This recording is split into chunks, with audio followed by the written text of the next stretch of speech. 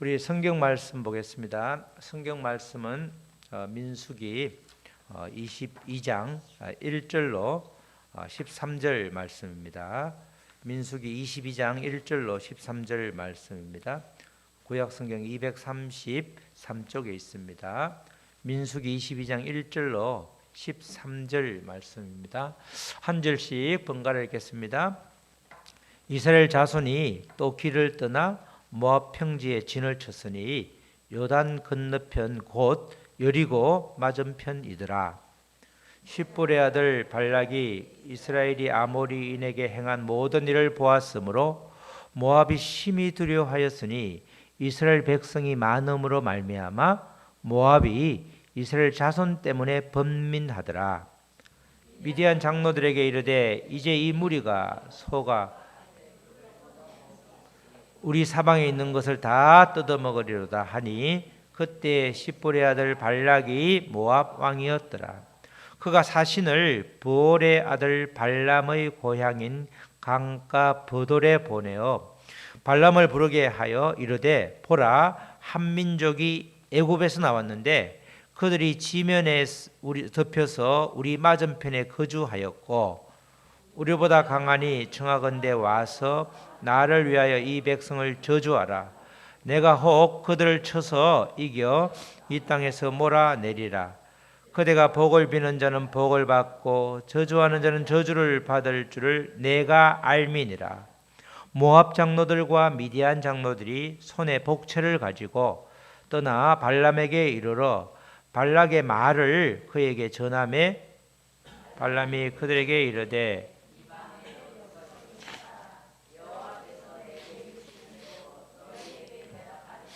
모압 귀족들이 발람에게 유숙하니라. 하나님이 발람에게 임하여 말씀하시되 너와 함께 있는 이 사람들이 누구냐?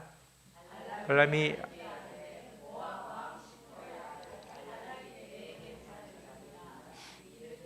보라, 애굽에서 나온 민족이 지면에 덮였으니 이제 와서 나를 위하여 그들을 저주하라.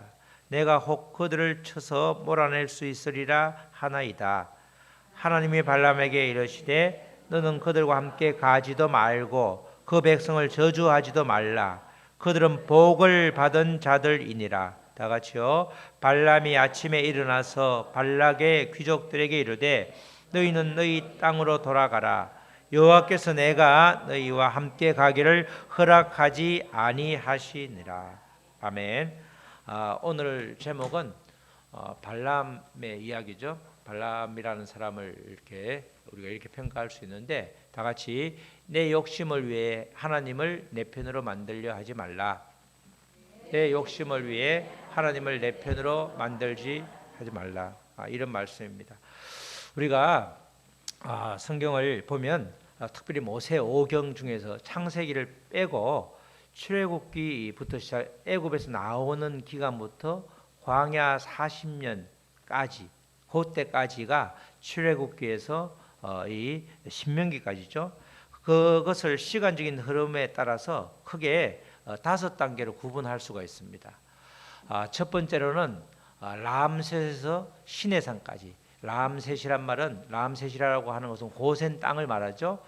애굽에 내려가서 200만 명이라고 되는 엄청난 그 숫자까지 늘어날 때까지 있었던 애굽인데 람셋에서 시내산까지 약 2개월간 걸립니다. 그것에 대한 기록이 출애굽기에 있죠. 그리고 시내산에서 머물게 되는 기간이 약 11개월 5일 정도 됩니다. 그 기록이 이제 출애굽기와 레위기에 있는데 그 모여서 레위기 율법을 받죠. 십계명을 포함해서 율법, 그리고 특별히 가장 중요한 것은 성막을 만드는 방법을 성막 설계도를 아주 자세하게 알려줍니다. 그게 11개월 하고 한 5일 정도 되죠. 그 다음에 이제 시내산에서 가데스 바네아라고 하는 곳으로 갑니다. 그 기간이 한 4개월 걸리는데 그 숱한 사건들이 있죠. 특히 가데스 바네아라고 하는 곳은 뜻이 가데스가 이게 거룩하다 이런 뜻입니다. 카데스 이러는 건데 이 가데스라는 말이 거룩하다는 말이니까 바네아의 거룩한 곳 이런 뜻이죠. 이 이름 자체가 이 전체적으로 성경에 들어가면서 하나님이 이름을 계속 지어주는 게 데가 많죠. 가데스 바네아는 그 자체가 바네아의 거룩한 곳이라 이 뜻은 거기서 이스라엘을 구별하여 가나안으로 보내려는 계획을 가지고 있었죠. 그런데 가데스 바네아에서 12점탕꾼을 보냈을 때 그때 그들의 10명의 그런 사람들이 객관적인 사실과 더불어 자기의 생각을 집어넣어서 백성들을 동역해 했고 그 10명의 정탐꾼의 보고를 믿음 없는 약속과 상관없는 그들의 의견에 동조해서 1세대 출애굽 1세대가 모조리 앞으로 죽임을 당하는 그런 엄청난 사건이 벌어지는데 이 가데스 바네아의 이름에 걸맞지 않게 여기서 불순종으로 인해서 아주 바로 들어갈 수 있는 길을 무려 바랑 광야, 가데스 바네아가 바랑 광야의 중심인데 거기서 무려 37년 6개월을 유랑하게 됩니다. 뺑뺑이를 계속 돌게 되는 거죠. 이 구름기둥, 벼룩기둥이 가야 가는데 가지 않고 가만히 있으니까 때로는 수년을 있게 되는 겁니다.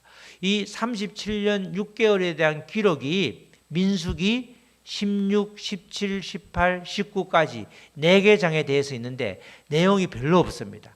안식일을 지키지 못해서 큰 어려움을 당하는 이야기 몇 가지 또 고라의 반역 그런 사건만 몇 개 있지 전체적인 그 37년 6개월에 대한 기록이 아주 나와 있지 않죠. 왜냐하면 37년 6개월 동안 계속해서 불순종의 자녀들이 죽게 되는 그런 시기이기 때문에 그렇게 많이 기록할 것도 없고 그 내용은 아주 4개 장에 걸쳐서 짧게 몇 가지 사건으로만 지나갑니다.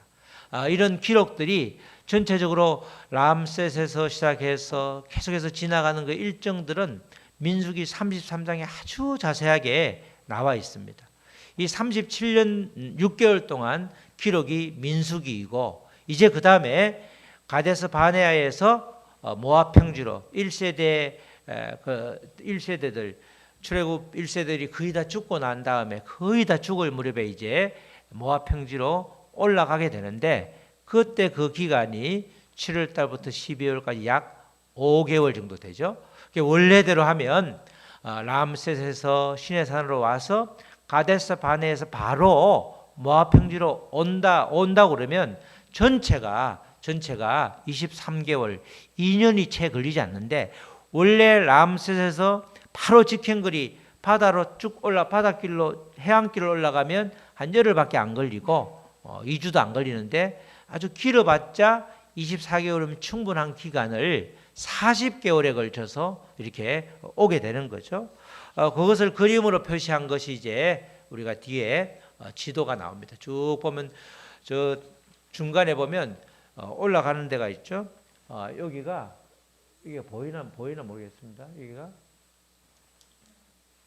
여기 있죠. 가데스 바네아라고 여기에 표시되어 있네. 여기가 이제 여기 보엘세바까지 여기까지 전부 다 12정탐꾼이 40일 동안 갔는데 이 가데스 바네아에서 바로 이리 가면 열흘이면 가고 아니면 이렇게 둘러서 가면 4개월이면 가는데도 불구하고 여기서 불순종을 해서 요 뺑뺑이 돌아간 게 37개월 이상 38개월을 돌게 됩니다.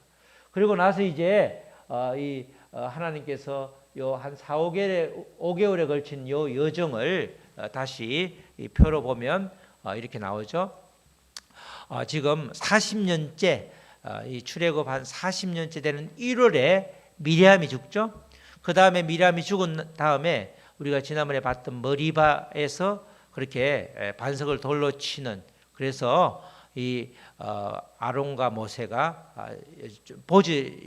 요단강을 건너지 못하는 그런 일들이 벌어지는데 그런 일이 있고 그 다음에 이제 에돔 땅을 통과하기를 요청하죠. 에돔으로 바로 통과하면 좋은데 에돔에서 통과를 거절하는 바람에 돌아가게 되는 겁니다. 그리고 나서 40년째 되는 5월 1일 날 아론이 죽게 되고 그 다음에 이제 처음으로 아라도 왕을 물리칩니다. 아라도 왕은 북쪽에 있는데 이 아라도 왕을 물리치고 바로 들어갈 수 있는데 하나님께서 허락하지 않아서 다시 이제 그 에돔 땅을 돌아가게 되는데 그것 때문에 불평불만이 굉장히 심해졌죠. 그래서 노뱀 불뱀 사건이 일어나죠. 처음으로 하나님이 말씀하신 약속하신 그 말씀을 그들이 믿는 거죠. 노뱀을 바라봄으로써 매일 눈에 보이는 곳에 매몰되어서 눈에 보이는 현상 앞에 무너졌는데 지금 불평불만으로 계속 불뱀은 전갈은 광야 지방에 있었는데 하나님께서 그들을 막지 않으니까 그들이 이스라엘 백성들을 물었고 많은 사람이 죽게 되었는데 노뱀을 만들어서 나무에 노뱀을 만들므로 인해서 그 노뱀을 쳐다봄으로 인해서 낫는다는 그 하나님의 약속을 믿고 봄으로써 처음으로 낳게 되었습니다. 이게 2세대 출애굽해서 광야에서 태어난 이들이 약속의 말씀을 믿기 시작한 게 바로 노뱀 사건이죠. 이 노뱀은 예수님이 십자가에 달려 죽으신 것을 말하는 거죠. 그 다음에 이제 쭉 거침없이 에돔을 우회해서 이 세렛 시냇가를 지나서 가게 되는데 바로 모압을 또 다시 통과하고 모압 옆으로 가서 그 위에 있는 북쪽에 있는 요단 동편에 있는 아모리 왕 시온과 바산 왕 옥을 물리칩니다. 이런 일들을 이제 이 그 당시에 가장 큰 나라였던 모압 왕 발락이 직시를 한 거죠. 야, 쟤들이 아주 오합지졸인 것 같은데 굉장히 인원도 많고 아주 거침없이 아주 그냥 치는 걸 보니까 이 보통 사람들이 아니다 싶어서 이제 아주 긴장을 하고 이렇게 긴장을 한 결과 이게 우리가 그냥 있어서는 안 되겠다 이렇게 이제 마음을 먹은 거죠. 이 모압 왕이 이렇게 아모리 왕과 바산 왕을 물리치고 이제 실제로는 모압을 치려고 하는 것이 아니라 바로 여리고 맞은편 모압 평야에 진을 치고 요단강을 건너가려고 하고 있는데 모압 왕이 이제 자기가 이렇게 이러다가 우리와 너무 가까이 가만히 있으니까 이거 가만히 두면 안 되겠다 싶어서 이제 일을 벌이는 게 오늘 본문 말씀이죠. 모압을 치려는 게 전혀 아니었는데 모압 왕이 겁을 먹고 일을 벌이는 장면이 오늘 발람을 초대하는 그런 장면입니다. 민수기 22장 1절로 3절 말씀이 그 말씀이죠. 이스라엘 자손이 또 길을 떠나 모압 평지에 진을 쳤으니 이제 쭉 이제 40년 끝자락에 와 있는 거죠. 이렇게 아모리 왕 시혼 그리고 그 당시에 바란의 그 왕을 다 죽이고 다 차지하고 요단 동편을 차지하고 지금 요단 동편에 있는 겁니다. 요단을 건너기 전에 여리고 맞은편 요단 동편이죠. 거기에 지금 진을 치고 있으니까 십볼의 아들 발락 모압 왕이죠. 발락이 이스라엘이 아모리인에게 행한 모든 일을 보았으므로 지금 아모리 왕 옥을 죽이고 그 나라를 취했죠. 또 바란이 바란이 아니라 그 위에 뭐죠? 바란이 아니고 그 위에 있는 그 곳도 이렇게 취했기 때문에 이제 겁을 먹고 있는 거죠. 그래서 모압이 심히 두려워하였으니 이스라엘 백성이 많음으로 말미암아 모압이 이스라엘 자손 때문에 번민하더라. 이 모압 왕이 겁을 먹고 나름대로 이렇게 판단을 하기를 이스라엘 백성이 많아서 이렇게 지을 것 같다 이렇게 생각한 거죠. 실제로는 이스라엘 왕이 많고 적으면 아무 문제가 안 되는 거죠. 그 이스라엘 백성과 함께하는 여호와 하나님이 함께 계셨기 때문에 이긴 것인데 그걸 모르니까 영적으로 전혀 눈이 이렇게 감겨 있으니까 이스라엘 백성이 많으니까 이거 안 되겠다 이렇게 고민을 한 겁니다. 정말 지금까지 하나님이 이스라엘 백성이 지켜주셨기 때문에 올 수 있었고 정말 번번한 무기도 없음에도 불구하고 이제 계속해서 싸움을 할 때마다 지금부터 백전백승하게 되는 특별히 아주 아이성의 그 전투 말고는 앞으로도 계속해서 이기게 되는데 그 이기게 되는 것이 바로 하나님이 함께 하셨기 때문에 비록 불평불만으로 38년이라는 40년이라는 광야 생활을 했지만은 그럼에도 불구하고 그 불평불만한 그 세월들이 하나님 보시기에는 우리 사람 보기에는 굉장히 고통이었지만 하나님 볼 때는 유익한 시간이 되는 거죠. 당시에 가장 강력했던 이 모압이 정말 심히 두려워 떨고 있는데 이들이 이제 그냥 하나님을 모르니까 자기 나름대로의 묘책을 강구를 한 거죠. 그 당시에 모압과 동맹 관계에 있던 미디안 장로들을 모아서 모압 왕이 상의를 하는 겁니다.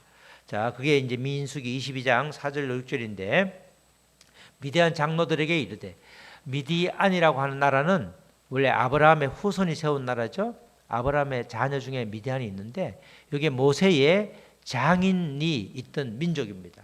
근데 진짜 당시에 모압이 바로 옆에 있던 미디안하고 관계가 좋았기 때문에 미디안 장로들에게 이르되, 이제 이 무리가 소의 밭의 풀을 뜯어먹음 같이 우리 사방에 있는 것을 다 뜯어먹으니라. 사방을 전부 다 정복을 한다는 거죠. 그때에 시볼의 아들 발락이 모압 왕이었다는 거죠. 이 미디안 장로들이 많이 이렇게 그 당시에는 또 이렇게 무역을 하고 나름대로 다니니까 여러 가지 정보가 많은 거죠. 그래서 그가 도대체 어떻게 했으면 좋겠냐 물었더니 그 당시에 가장 큰 주술사가 아주 640km나 떨어져 있던 메소포타미아 지역, 나중에 후일 그렇게 이렇게 메소포타미아 그 강 주변에 있던 그 쪽에 있는 사람이 있는데 그게 보올의 아들 발람의 고향인 강가가 바로 그 메소포타미아를 말하는 거죠. 버돌에 보내어 발람을 부르게 하여, 한 640km면 지금으로 말하면 한 몇 리죠? 굉장히 높죠. 1000리가 넘죠. 1600리 정도 되는데 그 먼 길을 보내가지고 이렇게 부탁을 하는 겁니다. 보라, 한 민족이 애굽에서 나왔는데, 이스라엘 백성을 말하는 거죠. 그들이 지면에 덮여서 사람들이 너무너무 많아서 우리가 싸움을 하면 안 될 것 같다. 우리 맞은편에 거주하였고, 그 다음에 우리보다 강하니 청하건대 와서 나를 위하여 이 백성을 저주하라. 이 아주 주술사가 저주하면 전부 되는 줄 알고 그렇게 저주하라. 내가 혹커들을 쳐서 이겨 이 땅에서 몰아내리라. 그대가 복을 비는 자는 복을 받고 저주하는 자는 저주를 받을 줄을 내가 알미니라. 지금 발람을 이제 초청을 하자, 이렇게 해서 우리 정말 이스라엘 백성들 물리치자, 이렇게 말하는 겁니다. 사실 이게 말이 안 되는 게, 발람은 여호와 하나님과 아무 상관이 없죠. 다른 신들처럼 주술사로서 조종이 가능한 걸로 알고 이렇게 부탁을 하는 겁니다.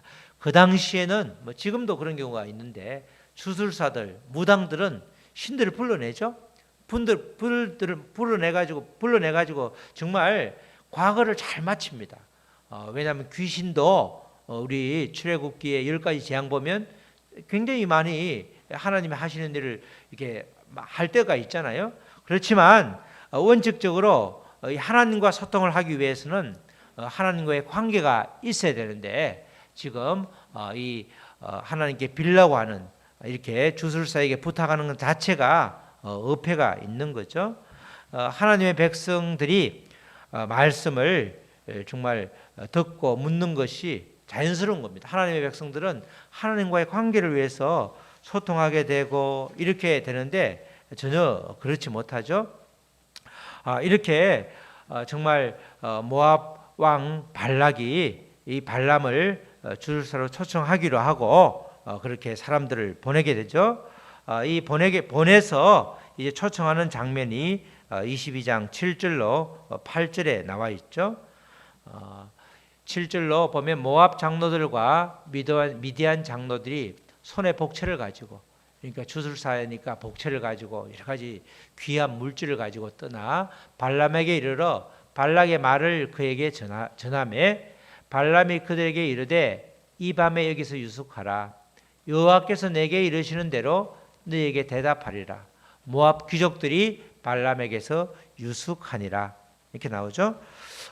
원래 주술사는 통상 모든 신들을 다 조종하는 것으로 믿는 시대였습니다.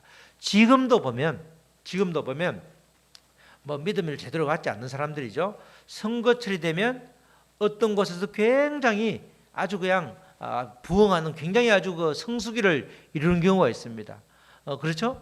잘 우리의 지혜가 부족하니까 내가 할 수 없는 영역을 다른 쪽에서 구하려고 하죠. 주술사는 모든 신들을 불러내기 때문에 충분히 가능하다, 그렇게 믿고 지금 두둑히 복채를 챙겨서 간 것입니다. 모압 왕 발락의 지시로 모압 장로들, 미디안 장로들이 복채를 가지고 발람을 만나서 발람의 뜻을 전하는 것이죠. 바로 이스라엘 백성들을 저주하면 그것으로 충분하니까 와서 저주해달라, 이렇게 말하는 겁니다. 그러면서 이 발람이 자기가 먼 길을 왔으니까 잠시 자기 집에 머물고 내가 하나님께 이걸 물어보겠다, 이렇게 말하는 거죠. 발람과 하나님이 아무런 상관이 없는데, 평소에 하나님과의 교통이 있고 소통이 있는 게 아닌데, 발람은 하나님을 여러 주술을 할 수 있는 여러 신들 중에 하나로 생각하는 거죠. 유일신이 아니라 하나님이 모든 것을 해결해 줄 수 있다, 이게 아니라 이스라엘을 지금 물리치려고 하니까 그들이 믿는 신을 불러내야지 그들의 신이 말하는 대로 움직이는 게 맞다. 그래서 원오브됨이에요. 원오브. 이 하나님을 신뢰하는 것이 아니라 하나님의 신, 이스라엘을 믿는 여호와 하나님 신을 내가 불러내서 그분에게, 그 신에게 한번 말해보겠다, 조정할 수 있다, 이렇게 생각을 하고 이렇게 지금 말하는 것입니다. 그래서 실제로 이제 하나님께 기도를 하죠. 그랬더니 22장 9절 11절 말씀이죠. 하나님이 발람에게 이렇게 말씀하시되 너와 함께 있는 이 사람들이 누구냐? 그죠? 하나님이 알고 묻는 거죠. 이 사람들이 도대체 누구야? 얘들이 왜 와 있어? 그리고 너는 나와 상관이 없는데 나한테 왜 이런 말을 하지? 이렇게 이제 너와 함께 있는 이 사람들이 누구냐, 이렇게 묻는 겁니다. 발람이 하나님께 아뢰되 모압 왕 십볼의 아들 발락이 내게 보낸 자들이니이다. 하나님이 참 듣는 걸 잘하시죠. 알고 있으면서 야, 얘들 나하고 상관이 없는 애들이니까 내가 지키는 이스라엘을 나의 백성을 이렇게 해하려고 하는 거니까 발로 쫓아내, 이렇게 말하지 않고 이야기를 다 듣습니다. 보라, 그러면서 애굽에서 나온 민족이 지면에 덮였으니 이제 와서 나를 위하여 그들을 저주하라. 내가 혹 그들을 쳐서 몰아낼 수 있으리이다 하나이다. 이렇게 발락이 이렇게 보내가지고 발락이 말한 걸 전하죠. 애굽에 나온 민족이 엄청나게 많은 숫자인데 강해서 숫자에 질려서 우리가 싸워도 이길 수 없다. 그러니까 주술사의 도움으로 신들의 도움을 좀 받고 싶다. 그래서 나보고 와서 그들을 저주하라. 그러면 몰아낼 수 있다. 이렇게 이제 이야기를 하라고 그렇게 왔다, 이렇게 말하죠. 이스라엘을 지키는 분이 하나님이신데 발람에게 그렇게 하라고 허락하신다면 그게 이상한 것입니다. 정말 예상대로 발락에게 가는 것조차 허락하지 않으셨죠. 민수기 22장 12절 13절 말씀입니다. 하나님이 발람에게 이르시되 너는 그들과 함께 가지도 말고 그 백성을 저주하지도 말라. 그들은 복을 받은 자들이라. 내 백성이니까 당연히 복을 받은 자들이라. 발람이 아침에 일어나서 발락의 귀족들에게 이르되 너희는 너희 땅으로 돌아가라. 여호와께서 내가 너희와 함께 가기를 허락하지 아니하시니라. 이렇게 정확하게 답을 알려주고 있습니다. 하나님은 발람을 신뢰하지 않지만 그를 통해서도 일을 하시죠. 우리가 성경을 보면 바벨론이라든가 아수르도 북이스라엘과 남유다를 멸망시키는 도구로 사용하죠. 그래서 바벨론이 그렇게 남유다를 멸망할 때 하박국이 그러잖아요. 왜 저 악한 저 나라를 들어서 왜 우리가 아무리 생각해도 쟤들보다는 덜 악한데 왜 우리를 치죠? 이렇게 따지고 묻는 장면이 나오잖아요. 하나님은 때로는 통로로 이 악한 자도 통로로 쓰는 거예요.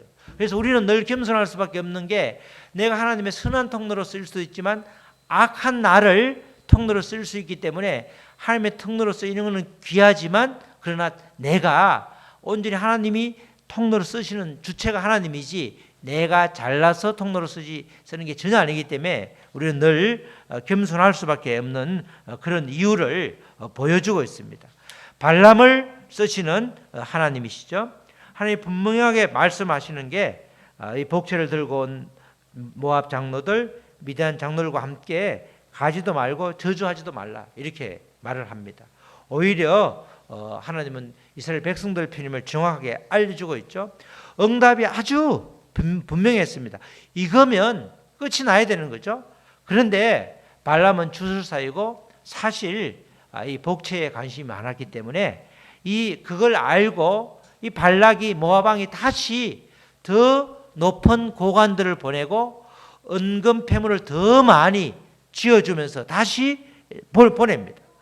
보낼 때 이렇게 물질의 눈이 어두워진 발람이 다시 이렇게 하나님께 묻는 장면이 그 뒤에 이어집니다. 원래는 13절에서 끝을 냈어야 되는데 물을 필요가 없는 거죠. 하나님의 응답은 분명한데 가지 말고 저주도 하지 말고 그들은 나의 백성이니까 복을 받은 자들이다 그렇게 말했는데 22장 18절 20절에 다시 묻죠. 많이 지금 가지고 와놓으니까 복채를 많이 가지고 오니까 발람이 발락의 신하들에게 대답하여 이르되 발락이 그 집에 가득한 은금을 내게 줄지라도 벌써 은금이 눈에 보이는 거죠. 내가 능히 여호와 내 하나님의 말씀을 어겨 덜하거나 더하지 못하겠나이다. 지금 발람이 거짓 선지자지 이렇게 하나님을 온전히 신뢰하는 믿음이 있는 사람이 아니란 말이죠. 그렇지만 내 하나님의 말씀을 어겨 덜하거나 더하지 못하겠다 이렇게 말하는데 그런즉 이제 너희도 이 밤을 여기서 유숙하라. 여호와께서 내게 무슨 말씀을 더하실지는 알아보리라. 알아볼 필요가 없는 겁니다.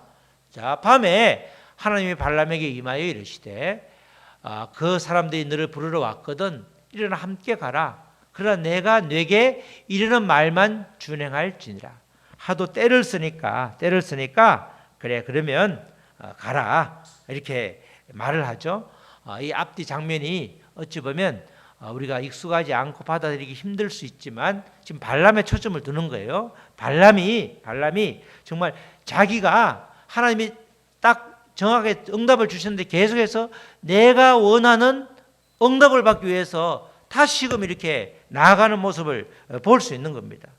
하나님의 뜻은 너무나 분명함에도 불구하고 발람은 자기 뜻을 위해서 하나님을 설득하는 모습을 보여주고 있는 거예요. 우리가 성경을 볼 때 아까 37년 이렇게 보다 더 한 38년의 기간이 민수기에 16, 17, 18, 19 4개 장애인데 그것도 안식일을 범하는 사건, 고라라가 반역하는 사건 서너 개를 보여주고 끝났습니다. 이게 성경은 하나님이 말씀하시고자 하는 부분을 집중적으로 조명하기 때문에 지금 두 번째 이렇게 묻는 것은 우리에게 하나님의 뜻이 분명함에도 불구하고 계속해서 때를 쓸 필요가 없는데 때를 쓰니까 이렇게 알려는 주는데 그 뒤에 결국은 31장에 가면 발람이 죽게 되는 그런 일이 벌어지게 되는 거죠.